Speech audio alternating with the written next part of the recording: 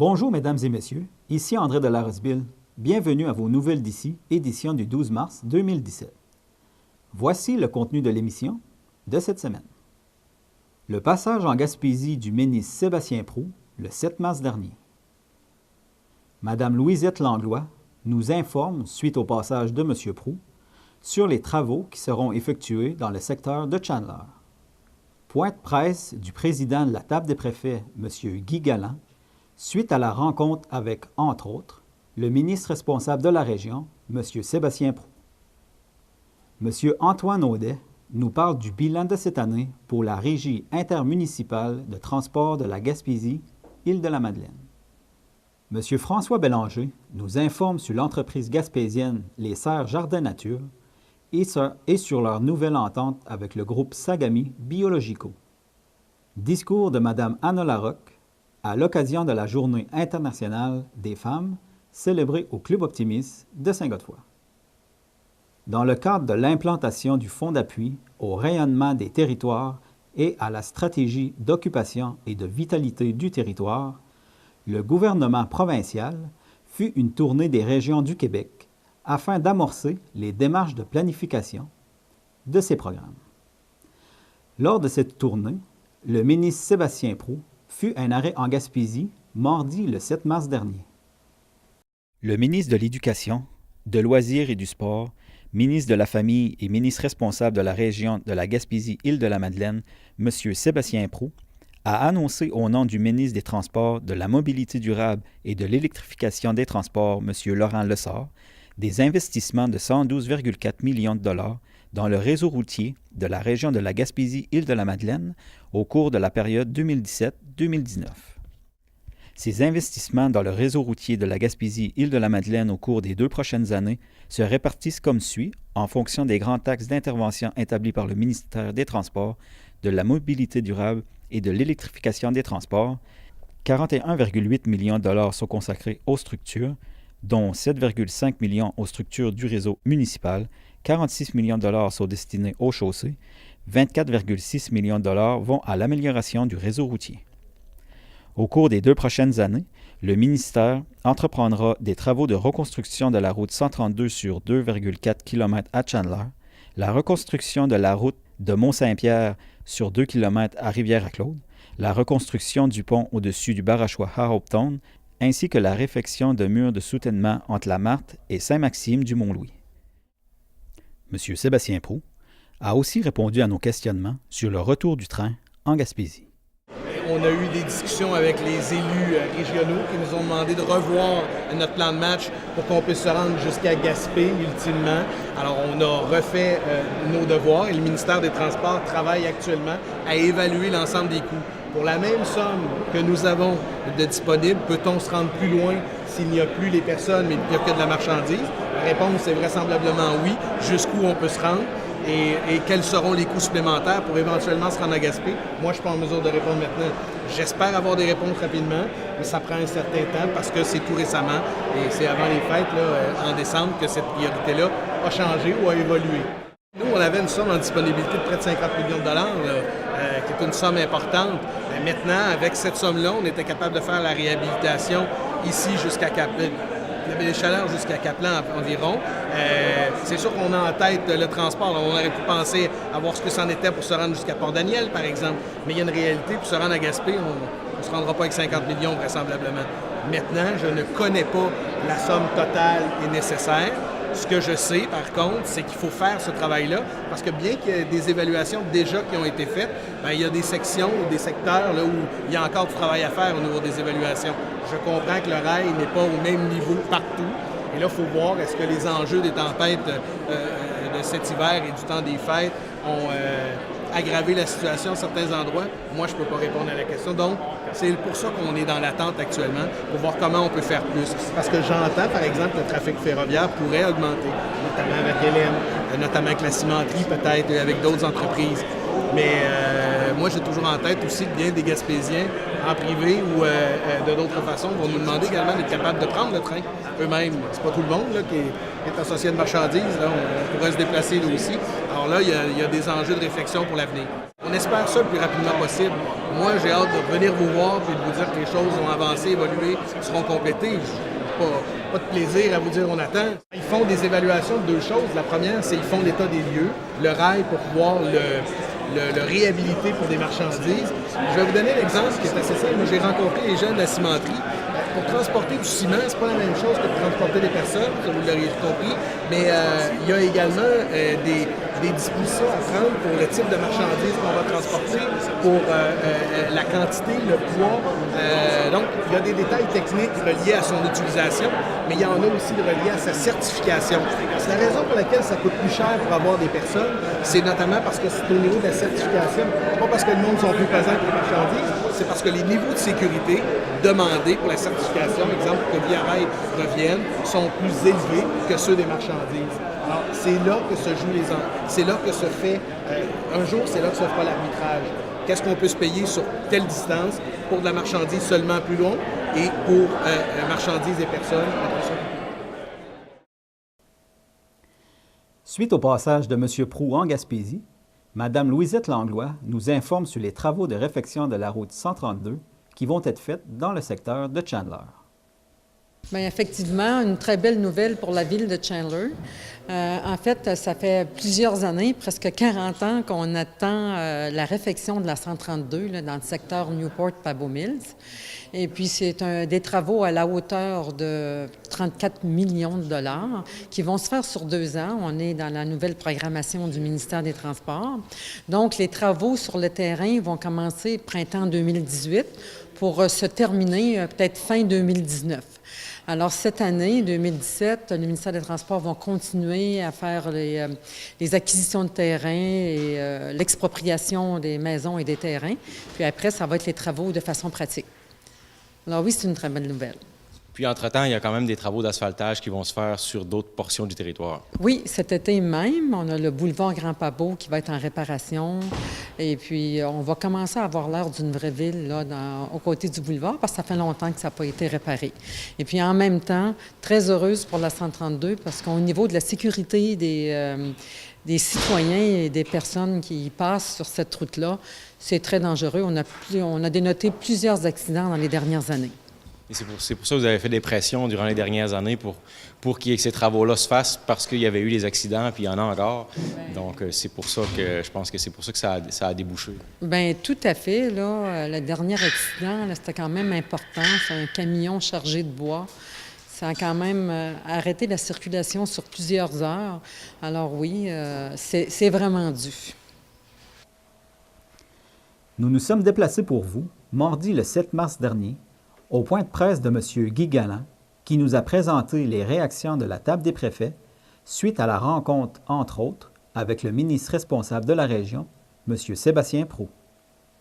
Les élus municipaux de la région ont participé à la rencontre d'échange concernant l'implantation du fonds d'appui au rayonnement des territoires.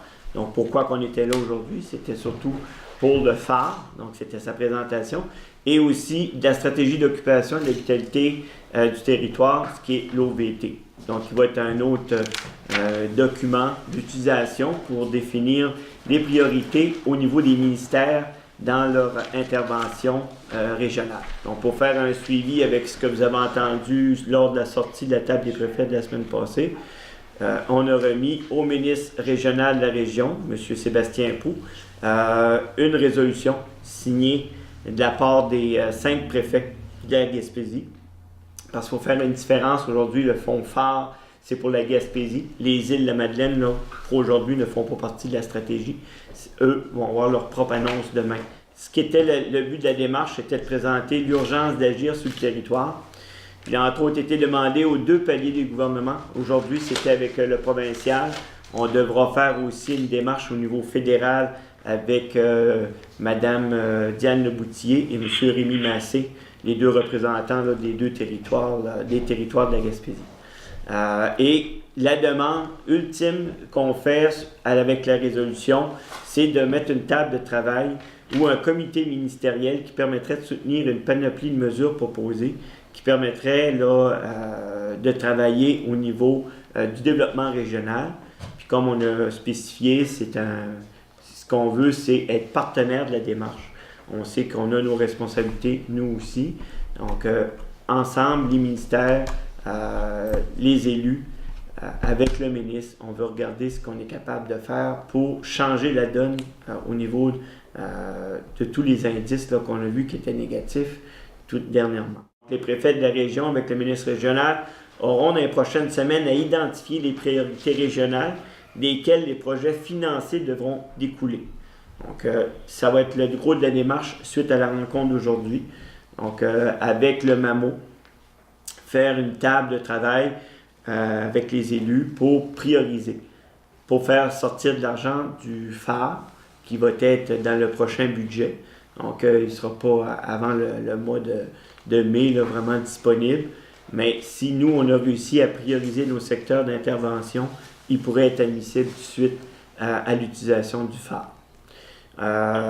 Et on devra mettre aussi en place une table où il va y avoir un comité d'évaluation sur les responsabilités, identifier les priorités et analyser les demandes reçues. Finalement, on sort quand même satisfait de la rencontre, mais en soulignant là, entre autres la volonté exprimée d'améliorer les relations qu'entretiennent les intervenants de la région avec les ministres de l'Assemblée nationale. On a donné un certain délai à M. Sébastien Proulx pour répondre à notre demande de faire une table là, de travail où ce qu'on pourrait regarder à redéfinir un peu les interventions de la Gaspésie.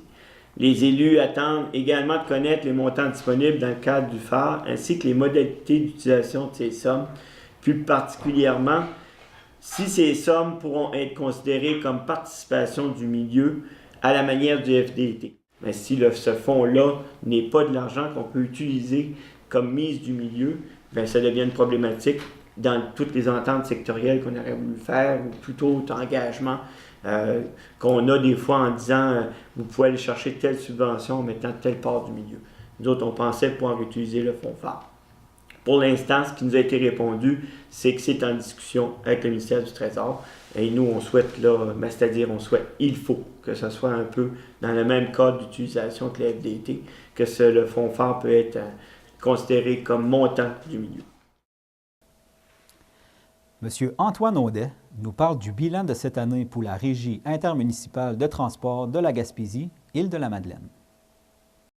Bien, en gros, le bilan est positif. Je vous dirais qu'on a fait, au niveau financier, on atteint pratiquement l'équilibre. On va finir avec un léger déficit, là, mais qui est de quelques milliers de dollars sur un budget de 2,9 millions. Donc, on atteint nos objectifs en termes financiers. On a intégré beaucoup de nouveautés, beaucoup d'outils de gestion dans notre réseau qui nous permet, je dirais, de mieux contrôler notre réseau de transport puis de mieux le développer aussi dans le futur. Ceci étant dit, l'ombre au tableau, c'est qu'on a une diminution de clientèle qui nous préoccupe. Il y a environ 10 % de moins. Vous voyez, l'année dernière, on avait fait 89 000 déplacements. En 2016, c'est 81 000 déplacements qu'on a fait. C'est quand même substantiel comme bilan. On en est très fiers. Mais c'est sûr que la baisse nous préoccupe. Il y a différentes raisons reliées à ça. Mais c'est sûr qu'il faut chercher à augmenter davantage l'achalandage sur l'ensemble du réseau. Y a-t-il des gros changements de prévus, des grosses nouveautés? Bien, dans certains secteurs, il y a des secteurs, je dirais, on a fait au cours de la dernière année, en 2016, on a vraiment étudié notre réseau. Ça a été une année, je vous dirais, aussi d'études et de diagnostics. On a travaillé avec des centres de recherche là, en Gaspésie, aux Îles-de-la-Madeleine, qui ont vraiment fait un diagnostic sur le réseau, sur c'est quoi les habitudes de déplacement des Gaspésiens et des Madelinots. Serait-il enclin à prendre le transport collectif? Si oui, de quelle façon? Fait que c'est sûr que je vous dirais que dans les prochains mois, voire en tout cas même les prochaines années, on va faire des changements sur le réseau. Dans certains secteurs, ils seront plus importants. Dans d'autres, ça sera de l'ajustement. Donc, tout dépendamment des territoires. Mais oui, on pourrait voir certains trajets disparaître pour s'en créer des nouveaux. On pourrait voir d'autres types de services pour répondre, par exemple. Nous, souvent, sur le réseau, on a des trajets le soir et le matin. On a quand même de la demande moindre, mais dans la journée pour avoir accès aux services, aux soins de santé. Donc, on essaie de penser une formule. Il y a une formule qui se répand au Québec qui s'appelle le taxibus. C'est une formule un peu sur demande de transport collectif. On travaille avec les compagnies de taxi pour je vous dirais, avoir un service plus flexible, avoir plus d'horaires qu'on pourrait offrir à la clientèle sur le territoire. Fait que c'est sûr ça va être ça vraiment qui va nous, je vous dirais, nous plus que nous préoccuper, là, on va vraiment consacrer beaucoup d'énergie à adapter le mieux possible notre réseau aux besoins des citoyens de notre territoire. Bon, au niveau de la structure de financement, ça peut ressembler à quoi? Parce que c'est une structure de financement qui est partagée. Je vous dirais, bien sûr, on a une organisation publique municipale, donc on a droit à des subventions. Au Québec, les territoires ruraux ont accès à des subventions. Je vous dirais que ça, c'est environ 25 de notre budget qui provient des subventions du ministère là, de la mobilité durable et de l'électrification des transports, qu'on peut appeler simplement Transport Québec. Donc ça, c'est 25 de notre revenu. On a 25 qui proviennent des usagers. Et on a 50 qui proviennent du revenu de la perception de la taxe sur l'essence. Donc, chaque litre d'essence vendu sur le territoire, il y a une scène qui revient à notre réseau de transport collectif. Donc, c'est un choix qu'on a fait ça, en 2013, de se doter d'un mécanisme de financement comme ça. On est la seule qui a fait cette démarche-là et qui l'a obtenue. Donc, ça nous permet d'avoir un réseau de transport, je vous dirais, important, en tout cas d'envergure par rapport aux autres territoires ruraux du Québec, parce que ce revenu-là vient, je vous dirais, bonifier de façon majeure les subventions, puis nous permet, sur un territoire qui est comme nous, avec des grandes distances à parcourir, d'offrir un transport régulier soir et matin sur l'ensemble du territoire. Puis malgré la légère hausse des tarifs, mais ça reste quand même très abordable, là. Oui, c'est certain. Écoutez, on a fait une hausse de tarifs. Ça peut expliquer en partie peut-être une certaine diminution de notre achalandage, mais on avait gardé les mêmes tarifs là, depuis 2010. Et donc, on a fait une augmentation des tarifs à l'unité, c'est-à-dire que les gens qui se procurent des billets ou qui payent à la porte. Et puis, je vous dirais qu'on s'est quand même assuré de se comparer là, à ce qui se fait ailleurs au Québec, en tout cas dans des territoires comparables aux nôtres, là, dans des régions, je vous dirais, rurales. Et il faut dire aussi qu'on a introduit, ça c'était une demande de nos usagers, en 2016, des passes mensuelles et limitées. Donc, c'était des passes de transport collectif au mois qui donnent accès de façon illimitée aux services et qui permet d'avoir un crédit d'impôt de 15 %. Donc, tout ça mis ensemble, ça fait que pour les usagers réguliers, la passe mensuelle est quelque chose qui, à la limite, est parfois moins dispendieuse après impôt que l'étaient les tarifs auparavant. Là. Donc, on a quand même je vous dirais, une stratégie. On a augmenté nos tarifs, mais on a quand même une stratégie, je vous dirais, équilibrée par rapport à ça. Depuis 2014, la MRC de la Haute-Gaspésie nous avait confié leur transport adapté.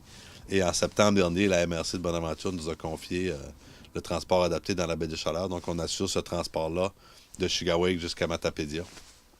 Et même au-delà là, de certains endroits. Donc, pour l'ensemble de la baie des Chaleurs, c'est quelque chose qu'on a intégré. Donc, c'est 5 véhicules supplémentaires, une nouvelle équipe de chauffeurs et de répartition. Donc, mais c'est un service qui est très distinct du transport collectif, mais en même temps qui ressemble beaucoup. Je veux dire, c'est le même type de véhicule. On fait des feuilles de route à chaque jour. Donc, c'est un service qui se concilie bien avec le genre d'organisation que l'on est. M. François Bélanger nous informe sur l'entreprise gaspésienne Les Serres Jardins Nature et sur leur nouvelle entente avec le groupe Sagami Biologico. Les Serres Jardins Nature à New Richmond, c'est une entreprise de production de tomates biologiques qui existe depuis 2002. L'entreprise a été construite en 2001, mais on produit des tomates depuis 2002. On s'est développé au fil du temps. Au départ, on avait 4000 m². On a maintenant 12 000 m² en production, ce qui produit environ 500 tonnes de tomates biologiques par année. Vous êtes un des membres fondateurs. Oui, je suis un des initiateurs du projet et un des co-actionnaires. L'idée vient de différentes... On était plusieurs personnes intéressées à poursuivre la production biologique en serre, dont le président de la compagnie, qui est Christian Côté, qui, à l'époque, opérait les serres Lévico à Saint-Alphonse, faisait de la production biologique en tomates et en concombres sur une beaucoup plus petite échelle. Au départ, on s'est installé ici parce qu'on récupérait l'énergie de la cartonnerie Smurfit Stone, qui est installée. C'est pour ça qu'on est ici dans la zone industrielle. Puis, on a récupéré l'énergie de la papetière jusqu'en 2005, au moment où l'usine a fermé. À ce moment-là, on a dû se réinstaller, puis on a assuré le chauffage du complexe de serre par la combustion de biomasse. L'an passé, la compagnie Savoura a été rachetée, a fait faillite, a été rachetée par le groupe Sagami Biologico. Et Biologico, c'était un producteur biologique d'importance, le plus important au Québec. Nous, on était pendant un bon bout de temps un des joueurs les plus importants dans l'Est de l'Amérique du Nord. Mais cependant, avec l'ouverture qui s'est produite en 2009 avec l'autorisation de la production en bac Il y a beaucoup de nouvelles compagnies ou des compagnies existantes qui cultivaient de façon conventionnelle, qui se sont converties à la culture biologique. Donc, dans le marché, il y a eu de plus en plus de compétition. Et qu'au final, au fil du temps, nous, depuis les dernières années, on était dans une situation un petit peu inconfortable au niveau du marché. C'est-à-dire qu'on était un peu trop gros comme entreprise pour desservir uniquement le marché régional, mais on était devenu aussi trop petit sur les marchés nationaux pour être capable de bien desservir les gros clients qu'on avait comme Loblaws, Provigo, IGA, Sobeys et d'autres fournisseurs. Ça fait plusieurs années qu'on fait des affaires avec Biologico, qui est maintenant le groupe Savoura Sagami Biologico. Et puis cette année, on a des pourparlers qui ont commencé l'an passé pour travailler une mise en marché commune qui est venue à une entente de commercialisation. En 2017, les Serres Jardins Nature vont commercialiser toutes leurs tomates sous la marque Savoura Bio et par l'entremise du groupe Sagami Savoura. C'est une entente de commercialisation qui touche uniquement la vente des tomates. Autrement dit, c'est une entente au niveau de... C'est comme si on avait un gros client qui va être Sagami Savoura. Ça ne change rien pour la propriété de l'entreprise. L'entreprise demeure la propriété des mêmes personnes, mais c'est une entente commerciale qui traite la distribution des tomates. Pour nous, c'est gagnant parce que ça va nous permettre de consolider les marchés nationaux. Et je pense que pour l'entreprise Sagami Savoura, c'est gagnant aussi parce qu'eux, ça leur fait un site de production de plus. Et on a aussi la possibilité, nous, on est dans la production sur un calendrier où, à des moments, eux ont moins de tomates, fait qu'on va pouvoir consolider les marchés et mieux approvisionner. Ensemble, les deux compagnies, on va pouvoir mieux approvisionner les marchés. Et vous avez environ combien d'employés? Une vingtaine d'employés en haute période.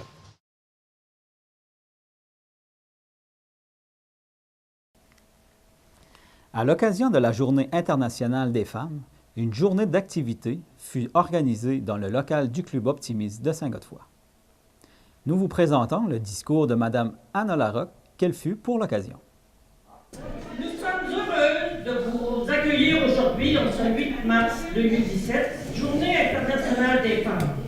Une journée de célébration des droits des femmes, une journée de bilan des luttes menées et à mener, et aussi une journée d'action et de mobilisation partout dans le monde. Le 8 mars, la Journée internationale des femmes est une journée de célébration des droits des femmes, une journée de bilan des luttes menées et à mener, et aussi une journée d'action et de mobilisation partout dans le monde. Chaque année au Québec, le collectif 8 mars propose un thème et un visuel à l'ensemble des groupes et organismes féministes du Québec, afin de les inspirer et les soutenir dans leur mobilisation. En 2017, le thème « L'égalité sans limite ». Pourquoi ce thème? L'accès des femmes à l'égalité est sans cesse limité. L'impact sexiste des mesures d'austérité, dont les coupes dans les services publics, les multiplient violences contre les femmes et notamment les femmes autochtones. L'absence d'équité salariale pour de nombreuses femmes, la privatisation des services de garde éducatifs, la discrimination systématique en emploi qui perdure pour toutes les femmes et en particulier pour les femmes racisées ou en situation de handicap, le mythe de l'égalité déjà là, la liste des barrières dressées devant les femmes semble se reproduire à l'infini. N'oublions pas que la force du mouvement féministe réside dans sa capacité de lutter pour que disparaissent toutes les barrières qui nous freinent. Notre objectif, l'égalité sans limite, d'où le signe de l'infini en forme de 8. Les mots à l'intérieur du 8 nous rappellent que les féministes se mobilisent partout au Québec pour revendiquer une véritable égalité entre les femmes et les hommes, entre les femmes et entre les peuples. Les valeurs portées par le mouvement féministe rompent le cercle des inégalités. Elles ouvrent sur un monde d'égalité et de justice sans limite pour toutes. Bravo. La femme d'avant, la femme d'aujourd'hui, la femme de demain, la femme du monde entier, tu n'as pas changé. Tu es indispensable au regard des tiens, au regard des leurs, au regard de tous. Femme, tu l'es et tu le resteras. Battante, même abattue, debout, même submergée. Femme, tu es indispensable par ta présence, par tes idées et ton courage, par ton soutien et ton aide, par ta force et ton caractère. Femme, ton seul mot d'ordre, bats-toi et avance. Car femme, tu es indispensable. Femme devint sans reculer. Arrête-toi, respire et fais une pause. Mais n'oublie jamais, ton seul et unique mot d'ordre, tu es indispensable. Non pas dans les tâches ménagères, mais dans ton rôle d'aide, de soutien, de courage, de conseil, d'exemple. Sans toi, il n'y a plus rien. Les hommes sont perdus sans femme.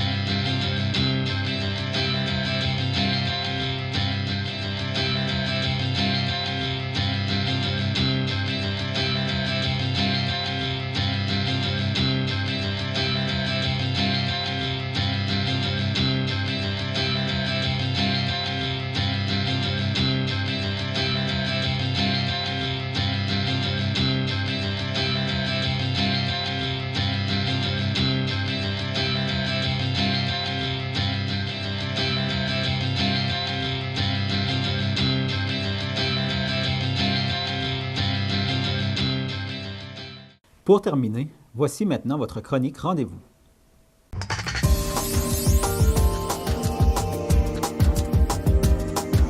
WIS militaire, lundi le 20 mars à 20h au centre communautaire de Saint-Pédis. Bienvenue à tous. Diabète Pabuk organise un WIS militaire vendredi le 24 mars à 20h au club des 50 ans et plus de Chandler. Nombre prix de présence et léger goûter, 5 $ par personne. L'Association sportive chasse et pêche BD Chaleur tiendra son assemblée générale annuelle le vendredi 24 mars à 19h à la salle municipale de New Carlisle. Tous les pêcheurs et chasseurs sont invités à venir donner leur opinion. Réunion des membres du club des 50 ans et plus de Bonaventure vendredi le 24 mars à 13h30 au centre Bonaventure. Soyez les bienvenus. Et voilà, mesdames et messieurs, ce qui complète l'édition de vos nouvelles d'ici du 12 mars. Merci beaucoup d'avoir été avec nous. On se redonne rendez-vous la semaine prochaine.